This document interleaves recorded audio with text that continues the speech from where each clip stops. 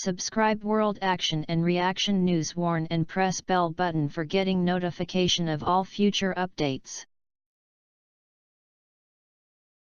US. Sanctions on Russia puts the brakes on $6 billion India missile deal.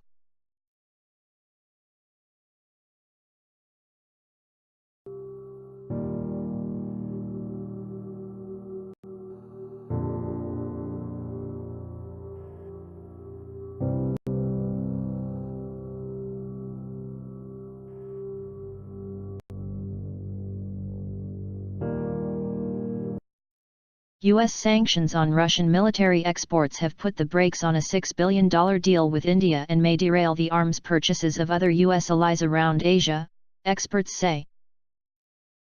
Under a law that US President Donald Trump signed in August, any country trading with Russia's defense and intelligence sectors will face sanctions. The law is designed to punish Russian President Vladimir Putin for the 2014 annexation of Crimea from Ukraine, involvement in the Syrian civil war and meddling in the 2016 U.S. presidential election. But American allies who buy weapons and equipment from Russia, the world's second-largest arms exporter, could suffer as well. The highest-profile example is India, which wants to buy 5 S-400 long-range surface-to-air missile systems that the country's military sees as a game-changer. The systems are touted as being able to counter the ballistic missiles and stealth aircraft that China is developing, while overwhelming the capabilities of Pakistan, India's other main adversary. The deal, which Putin and Indian Prime Minister Narendra Modi struck as part of an inter-government agreement in 2016, has run headlong into the U.S. sanctions law, two officials in Delhi said. Indonesia and Vietnam also buy weapons from Russia while being regional partners of the United States. Jakarta closed a $1.14 billion pact for Sukhoi fighters recently, while Vietnam is seeking more jet fighter bombers from Russia.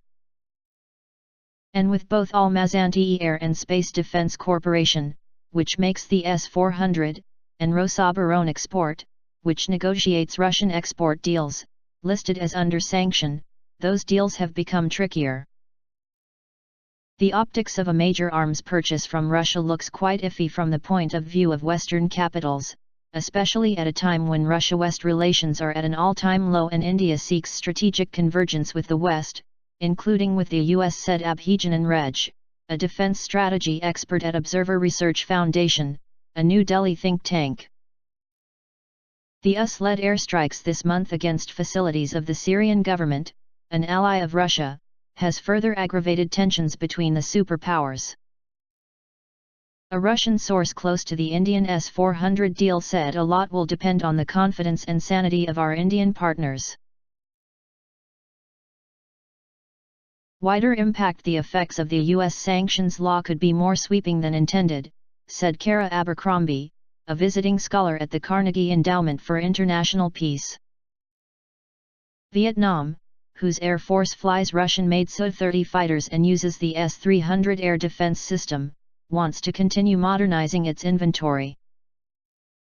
Vietnamese military scholar Carl Thayer said he believed Moscow was still pushing Hanoi to invest in state-of-the-art S-400 missile defenses as part of its long-term military plans.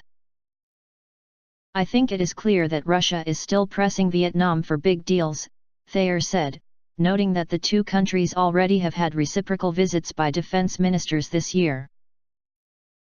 But with the United States working hard to promote sales of American military hardware, and sanctions against Russia's exporting agencies, Vietnam's plans could prove overly costly.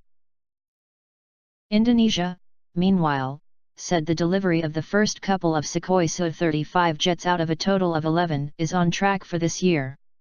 Officials said that so far they did not anticipate any changes to the deal with the Russians. Indonesian defense officials declined to describe what, if anything, they might do to tackle the fallout of the sanctions imposed on Russian arms sales. A thorny problem, Indian Foreign Secretary Vijay Gokhale and Defense Secretary Sanjay Mitra held discussions with U.S. officials in Washington last month to try to find a solution, a second Indian official said. The issue is crucial to the Indian military, because without Russian parts, supplies, and maintenance help, our ships won't sail, our planes won't fly, the official said. We can hardly be the regional security provider that America wants us to be at this rate. One way to avoid secondary sanctions would be if the US determines that India is reducing its dependence on Russian arms, said Atman Trivedi, managing director of Hills and Company, a Washington-based firm that advises on international trade and investment. Russian hardware represented 62% of the country's total weapons imports during the past 5 years, compared with 79% in 2008 to 2012, the Stockholm Peace Research Institute said in a report last month. The U.S. administration could also declare that imposing sanctions on India, a major defense partner, would hurt U.S. national security interests. That would allow a waiver permitting India to do business with Russia. The United States has emerged as India's number 2 weapons supplier, closing $15 billion worth of deals over the last decade. Now Lockheed Martin and Boeing are leading the race to provide India with a fleet of new fighter bombers, one of the world's largest open tenders. The intent of the legislation was never to disrupt US-India defense relations, which Congress has repeatedly recognized in law as a strategic priority to the U.S., said Benjamin Schwartz, aerospace and defense head at United States-India Business Council. Abercrombie of Carnegie added that if Congress grants waivers to India, it may also need to do so for other countries such as Vietnam and Indonesia. The bottom line, India warrants an exemption from these secondary sanctions, as does any country with which the US is forging new and strategically important defense relations, she said. Thanks for watching. I hope you like this news. Please share your views in comment box. Please like and share this video. Press subscribe button and bell for auto update to you regarding my channel World Action and Reaction News. Warn.